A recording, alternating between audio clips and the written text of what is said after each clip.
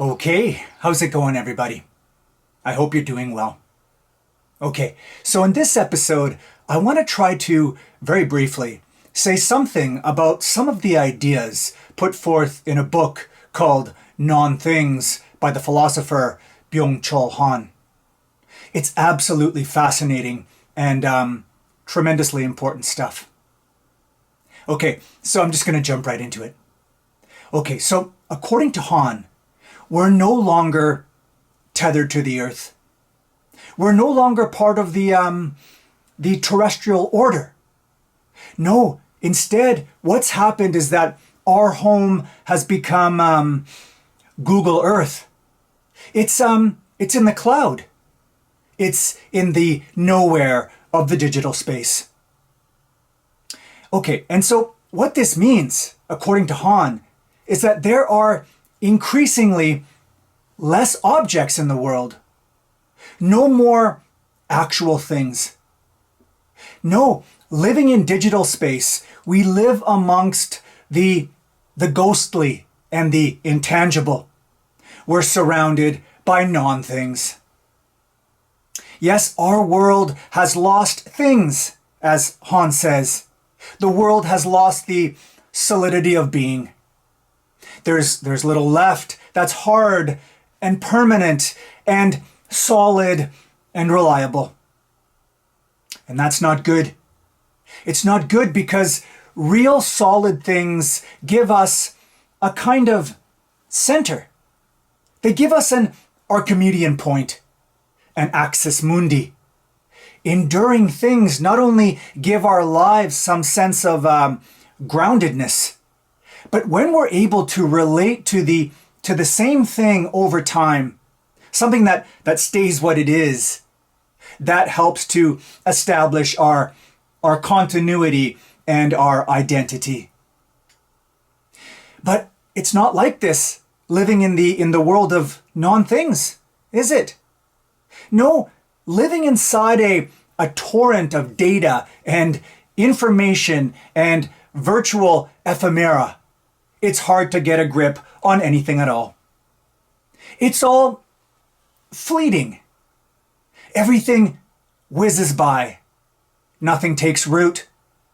And all this serves to do nothing but destabilize our life, Han says.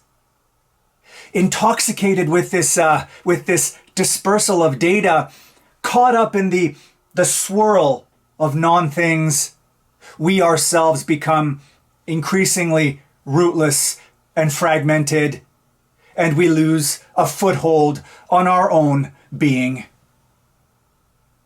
And what's more, for Han, all this unending consumption of data, it takes us away from the storytellers and the meaning makers that we are and certainly used to be.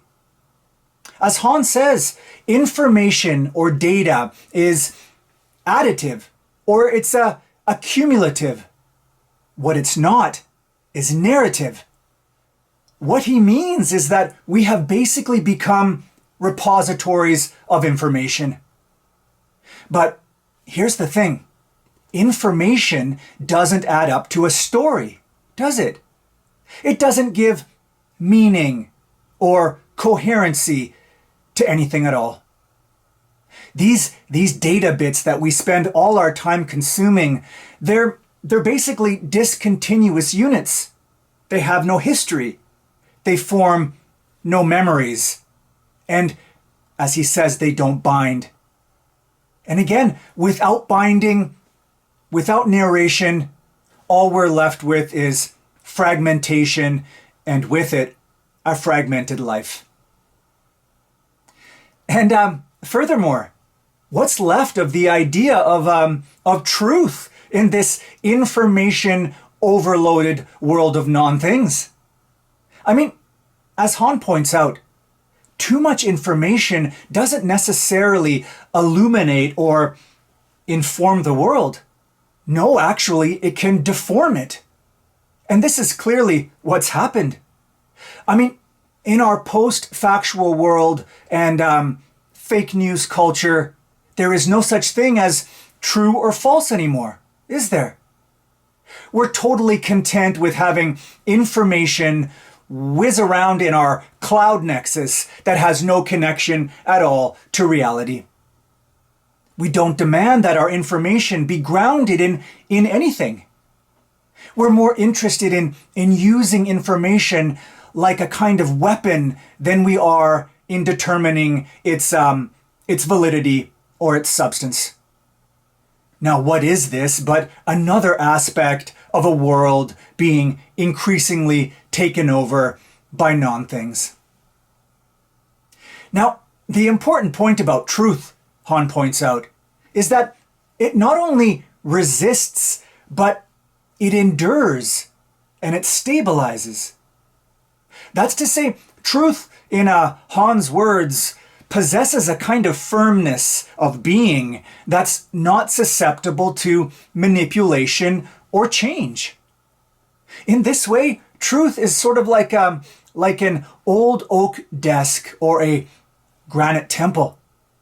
It's heavy and it's stable and it's reliable and it sticks around despite the change and the disorder all around it. In other words, truth is a thing, not a non-thing.